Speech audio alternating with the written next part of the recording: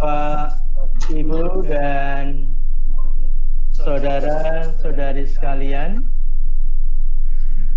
serta anak-anak yang terkasih, malam hari ini kita akan mengadakan ibadat dalam rangkaian kegiatan Bulan Kitab Suci Nasional di tahun 2020. Tema yang diangkat oleh Komisi Kerasulan Kitab Suci yaitu menjadi saudara yang adil di masa pandemi. Malam hari ini nanti akan dipandu oleh Bapak Andreas Warso.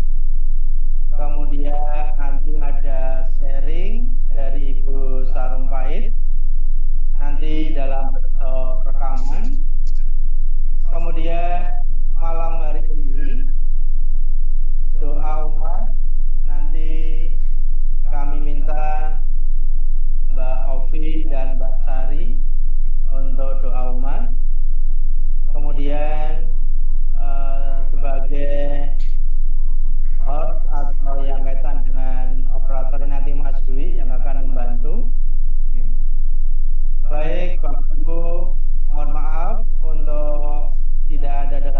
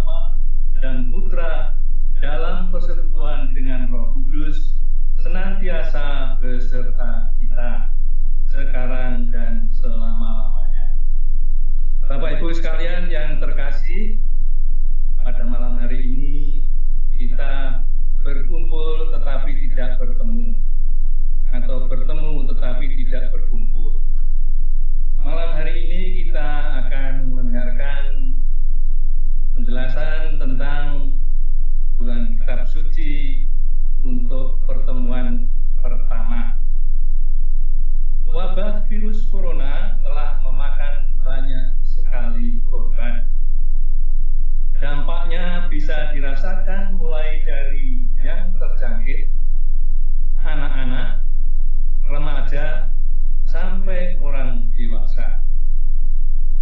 Banyak karyawan yang dirumahkan, dipotong gaji, bahkan tidak sedikit yang di PHK. Yang menjadi pertanyaan kita sebagai orang beriman adalah, tindakan apa yang harus kita lakukan untuk menolong sesama, meski keadaan kita sendiri pun tidaklah terlalu baik? Jawabannya bisa kita temukan di dalam doa Bapa Kami. Doa Bapa Kami dalam Injil Matius adalah bagian dari khotbah Yesus di atas bukit.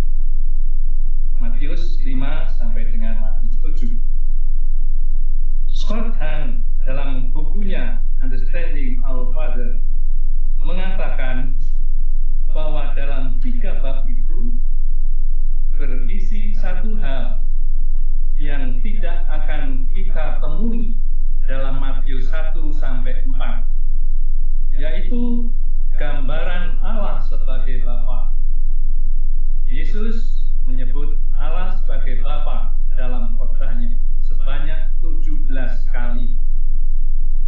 Karena itu, tidaklah mengherankan jika sapaan Bapa Kami digunakan oleh Yesus ketika mengajarkan murid-muridnya tentang hal berdoa. Dalam doa Bapa Kami, setiap umat beriman diajak untuk membangun relasi yang erat dan mendalam dengan Allah yang kita panggil dengan sapaan Bapa. Doa Bapa Kami sekaligus juga menyadarkan setiap umat beriman bahwa dirinya dan juga sesamanya adalah anak-anak dari Allah yang sama. Kalau demikian, kita semua bisa disebut sebagai saudara. Karena kita adalah anak-anak dari Bapa yang sama. Dengan menggunakan kata kami, setiap dari kita diajak untuk berdoa dalam kesatuan dengan umat yang lain. Dalam pengajaran tentang hal berdoa dalam Matius 6, 5-8, Tuhan Yesus mengharapkan agar para pengikutnya menghindari hal-hal seperti di bawah ini. Pertama, memiliki sikap munafik. Munafik artinya yang tampak di luar tidaklah sama dengan apa yang ada di dalam hati seseorang.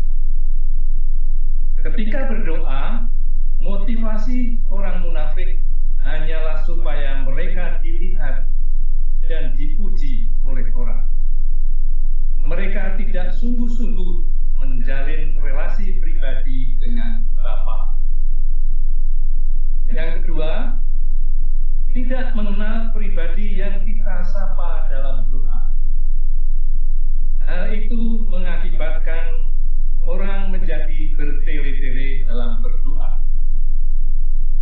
Mereka menyangka dengan banyaknya kata-kata dalam doa, maka doanya akan dikabulkan. Tuhan Yesus menegaskan bahwa Bapa mengetahui apa yang kita perlukan bahkan sebelum kita minta kepadanya. Doa Bapa Kami terdiri dari 7 permohonan yang bisa dibagi menjadi 2 fokus. Yang pertama, fokus pada Allah dengan ungkapan nama-Mu, kerajaan-Mu, kehendak-Mu. Fokus yang kedua pada apa yang dibutuhkan manusia dengan ungkapan berilah kami, ampunilah kami, janganlah masukkan kami, bebaskanlah kami.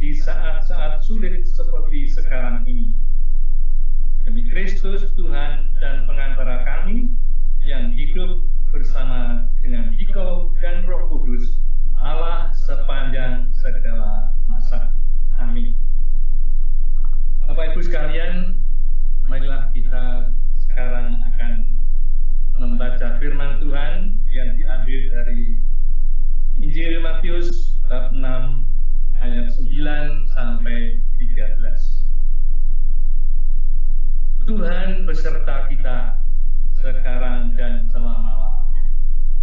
Inilah Injil suci Yesus Kristus menurut Matius. Karena itu berdoalah demikian: Bapa kami yang di surga, dikuduskanlah namamu, datanglah kerajaan-Mu, jadilah kehendak-Mu di bumi seperti di surga. Berikanlah kami pada hari ini makanan kami yang secukupnya, dan ampunilah kami akan kesalahan kami, seperti kami juga mengampuni orang yang bersalah kepada kami. Dan janganlah membawa kami ke dalam pencobaan, tetapi lepaskanlah kami daripada yang jahat. Karena Engkaulah yang mempunyai kerajaan dan kuasa dan kemuliaan sampai selama-lamanya. Amin. Demikianlah sabda Tuhan. Terpujilah Kristus. Bapak Ibu sekalian, ini saatnya kita akan mendengarkan ulasan bacaan dari Injil yang baru saja kita dengar tadi. Matius 6 ayat 9. Bapa kami yang di surga, dikuduskanlah namamu. Tuhan Yesus menyapa Allah sebagai Bapa. Sebutan Bapa menggambarkan suatu kedekatan relasi yang istimewa. Sedangkan kata kami menunjuk pada komunitas umat beriman. Doa Bapa kami tidak sekedar untuk dihafalkan saja, tetapi kedekatan dengan Bapa itu harus tampak dalam hidup sehari-hari, termasuk relasi kita dengan orang-orang di sekitar kita. Ungkapan Bapa kami yang di surga menunjukkan bahwa meski kita memiliki relasi yang dekat dengan Bapa, tetapi ada perbedaan yang mencolok antara kita dengan Bapa, bahwa kita tidak bisa mendikte Allah atau menyamakan Allah dengan Bapa biologis. Meski kita punya hubungan dekat, kita tetap harus menempatkan Allah di atas segalanya, termasuk kemahakuasaan, kehendak, dan keadilannya. Sikap yang dituntut dari kita adalah menundukkan diri di hadapan Allah. Matius 6 ayat 10. Datanglah kerajaan-Mu, jadilah kehendak-Mu di bumi seperti di surga. Dalam doa Bapa kami, kita memohon agar kerajaan Allah lah yang berkuasa di dunia ini. Kita diajak untuk menghadirkan kerajaan Allah di muka bumi ini, di mana kehendak Allah lah yang meraja, sehingga manusia dapat merasakan keadilan, kedamaian, sukacita, dan keselamatan. Matius 6 ayat 11. Berilah kami pada hari ini makanan kami yang secukupnya. Kita diajak untuk menyadari bahwa betapa hidup kita ini sangat tergantung pada Allah, sang sumber kehidupan manusia. Kata makanan tidak hanya terbatas pada makanan duniawi, tetapi juga makanan rohani. Kedua makanan ini akan menopang manusia untuk menjalani pesiaraannya di dunia ini sampai pada akhir zaman nanti. Bagi kita umat Katolik, makanan surgawi kita adalah tubuh Kristus yang kita terima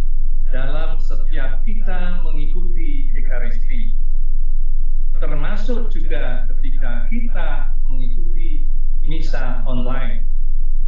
Karena meski kita tidak menerima hosti secara langsung, tetapi ada kerinduan untuk bersatu dengan Tuhan, meski secara rohani. Sikap yang adil tampak dalam ungkapan makanan kami yang secukupnya. Kita diajak untuk berbela rasa dengan sesama kita. Dengan kata secukupnya, kita diajak untuk menghindari sikap tamak dan serakah. Matius 6 ayat 12. Ampunilah kami akan kesalahan kami, seperti kami juga mengampuni orang yang bersalah kepada kami. Bagian inilah merupakan pusat dari doa Bapa kami. Di bagian inilah kita dapat mengenal lebih dalam pribadi Bapa yang Maha Adil. Kita mohon kepada Bapa agar memampukan kita untuk dapat mengampuni sesama kita. Dengan demikian, kita pun diajak untuk bersikap adil seperti Bapa yang adil adanya. Matius 6 ayat 13. Janganlah membawa kami ke dalam pencobaan, tetapi lepaskanlah kami daripada yang jahat. Kalimat terakhir dalam doa Bapa kami ini merupakan suatu permohonan yang sangat dalam. Kita diajak menyadari segala kerapuhan kita sebagai manusia yang mudah tergoda oleh kuasa kejahatan. Demikianlah ulasan bacaan Injil tentang makna doa Bapa kami yang sudah biasa kita lakukan. Namun sampai saat ini pada kebanyakan kita masih sebatas menghafal. Maka kita diajak untuk lebih menghayati makna yang terkandung di dalam doa Bapa kami. Bapak Ibu sekalian, setelah kita mendengarkan ulasan dari bacaan kitab suci pada malam hari ini, selanjutnya kita menginjak kepada butir-butir permenungan.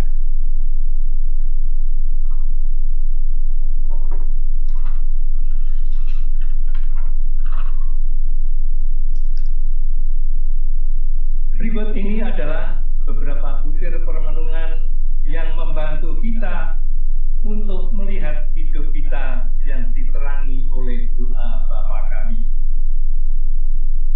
Yang pertama, apakah kita selalu berdoa Bapa kami setiap hari? Yang kedua, apakah kita sudah berjuang untuk menempatkan Allah yang kudus di atas segala-galanya dalam hidup kita sehari-hari? Yang ketiga, apa yang lebih dominan kita mohon dalam doa kita? Memaksakan kehendak kita yang harus dikabulkan, atau berani berserah diri agar kehendak Bapa yang terjadi dalam hidup kita? Yang keempat, sebagai anak-anak Bapa di surga, apakah kita sudah berjuang mewujudkan sifat Bapa yang Maha Adil dan Maha Pengampun dalam kehidupan kita sehari-hari? Keempat, pertanyaan ini ditujukan kepada pribadi kita masing-masing. Kita masing-masing yang harus menjawab, kita masing-masing yang harus mewujud nyatakan di dalam kehidupan kita sehari-hari. Bapak Ibu sekalian, setelah kita mendengarkan penjelasan tentang bacaan kitab suci, kemudian pertanyaan-pertanyaan dalam butir-butir permenungan, Maka saatnya sekarang kita akan mendengarkan sharing dari Bapak Ibu sekalian yang pada malam hari ini diwakili oleh Ibu Sarumpait. Silakan. Baiklah Bapak Ibu, saudara dan saudari yang dikasihi Tuhan. Pada malam hari pertama kita pertemuan dalam bulan kitab suci ini, di sini kita akan men-sharingkan tentang doa Bapa kami. Doa Bapa kami kita akui adalah doa yang diajarkan Tuhan Yesus sendiri kepada kita. Di sana kita mendengar sabda itu, Allah Bapa itu Esa, Maha Kuasa, Pencipta langit dan bumi dengan segala isinya, dan juga adalah Hakim yang adil. Maka kita berseru di dalam doa itu, datanglah kerajaan-Mu, jadilah kehendak-Mu di atas bumi seperti di dalam surga. Berarti kehendak Tuhan, bukan kehendak kita, tetapi dalam kehidupan nyata kita yang selalu memaksakan kehendak kepada Tuhan. Lalu berikutnya, berilah kami rezeki yang secukupnya. Tidak kita lakukan seperti itu. Kita mencari rezeki sebanyak-banyaknya, menghalalkan segala cara korupsi, menindas yang lemah, memutarbalikkan hukum, supaya rezekinya lebih daripada cukup. Ampunilah kesalahan kami seperti kami pun mengampuni yang bersalah kepada kami. Nasi ini paling berat. Apakah kita sanggup mengampuni orang yang menyakiti hati kita, yang memfitnah kita? Tetapi ini harus kita lakukan karena Tuhan Yesus terlebih dahulu sudah mengampuni kita. Begitu besar kasih Allah Bapa kepada seluruh umat manusia di dunia ini, yang mengutus putra tunggalnya untuk mendamaikan manusia dalam pertobatannya, sampai ia menderita sengsara, bahkan sampai mati di kayu salib. Semoga apa yang dilakukan oleh Tuhan Yesus sendiri, kita pun sanggup mengampuni kesalahan sesama kita. Sangat sulit memang melakukannya, mudah untuk diucapkan. Lalu ada lagi kata-kata yang tidak dapat diterima sebenarnya. Ada orang yang berkata, kalau boleh aku tidak usah satu matahari. Sampai mati pun aku tidak mau memaafkan dan mengampuni dia. Kita lupa Allah yang Maha Adil itu memberikan matahari yang satu, baik kepada orang baik maupun kepada orang yang jahat.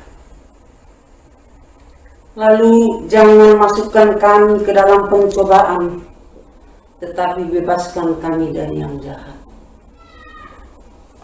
Tuhan tidak pernah mencobai kita. Kitalah yang selalu mencobai Tuhan. Dengan perbuatan-perbuatan kita yang tidak sesuai, lalu kita mendapat dampaknya, kita katakan pencobaan itu dari Tuhan. Maka dalam masa sulit sekarang ini, COVID-19 semakin merajalela di seluruh dunia. Maka mari Bapak Ibu dan saudara-saudariku yang kasih, hendaklah kita bertobat semua. Banyak berdoa saling mengingatkan demi keselamatan bersama. Dan jangan lupa berbela rasa pada setiap orang yang kita temui, saudara kita yang kurang beruntung, miskin, papar, dan terlantar. Walaupun kita sama-sama mengalami COVID ini begitu berat, tentu sosial ekonomi kita berbeda. Buka hati kita selebar-lebarnya melihat saudara kita yang hampir-hampir tidak dapat makan oleh karena bekerja sudah berhenti, uang tidak ada, dan bahan pangan yang diberikan oleh pemerintah pun tidak selama-lamanya.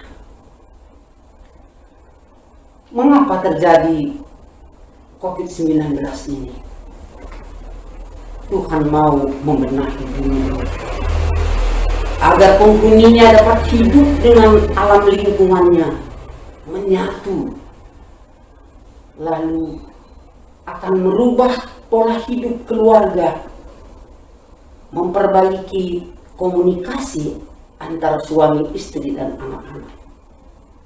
Ibu, bapak, anak turut mendukung ketahanan pangan dengan apa yang dicanangkan oleh Menteri Pertanian. Sama-sama kita mendukung ketahanan pangan dengan bercocok tanam di halaman rumah masing-masing. Kita bergandengan tangan satu sama lain, saling mengingatkan dan yakin dalam percaya virus corona ini akan berlalu indah pada waktunya. Amin. Baik, terima kasih Ibu Sarumpait yang sudah berkenan memberikan sharing. Sedikit yang dapat saya tangkap di dalam sharingnya ini, salah satunya adalah Ibu Sarumpait mengajak kita untuk konsekuen di dalam doa kepada Tuhan. Antara lain dikatakan, ampunilah kami seperti kami pun mengampuni yang bersalah kepada kami. Jadi kalau kita masih belum bisa mengampuni, bagaimana kita mau mengharapkan pengampunan dari Tuhan?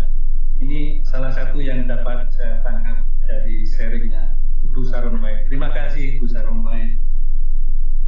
Bapak Ibu sekalian, kita menginjak kepada membangun niat. Ada beberapa poin yang akan kita ungkapkan di dalam membangun niat ini. Marilah kita bersama-sama berniat agar kita bisa berdoa Bapa kami setiap hari, memuji kemahakuasaan Bapa, menghadirkan kerajaan Allah di bumi ini, memohon kehendak Allah yang terjadi dan bukan kehendak kita, menerima tubuh Kristus sesering mungkin, memaafkan sesama yang bersalah kepada kita, tidak membiarkan kuasa jahat menguasai hidup kita. Inilah niat-niat kita masing-masing pribadi yang tentu saja niat ini harus diwujud nyatakan di dalam kehidupan kita masing-masing. Baiklah Bapak Ibu sekalian, kita akan menuju kepada doa umat. Bapak Ibu, saudara-saudari terkasih, setelah kita mendengarkan sabda Tuhan beserta ulasannya, marilah kita berdoa. Allah Bapa yang Maha Baik, puji syukur dan terima kasih kami haturkan kepadamu, karena kami boleh menyapa Engkau dengan sebutan Bapa. Kepadamu kami berserah diri dan ingin hidup dalam kasih setiamu selamanya. Kami mohon, kabulkanlah doa kami ya Tuhan. Tuhan Yesus, terima kasih karena Engkau telah biarkan kami berdoa dan menyapa Allah sebagai Bapa. Kami mencintai-Mu dan mencintai Bapa dan juga Roh Kudus. Kami mohon, Kabulkanlah doa kami ya Tuhan.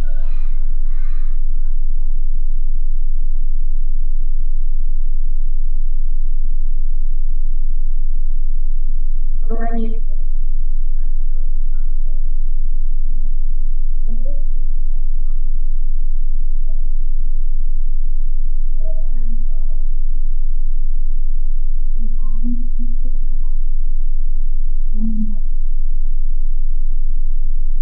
Tuhan, Allah Bapa, Putramu telah mengajarkan kepada kami doa yang begitu indah. Semoga doa itu selalu melekat di dalam hati kami dan akan kami ucapkan sepanjang hidup kami.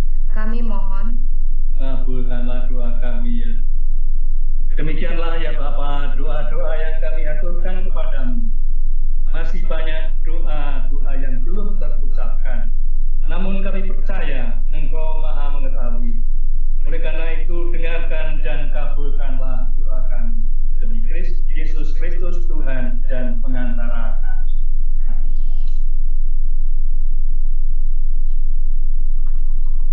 Bapak Ibu sekalian yang terkasih,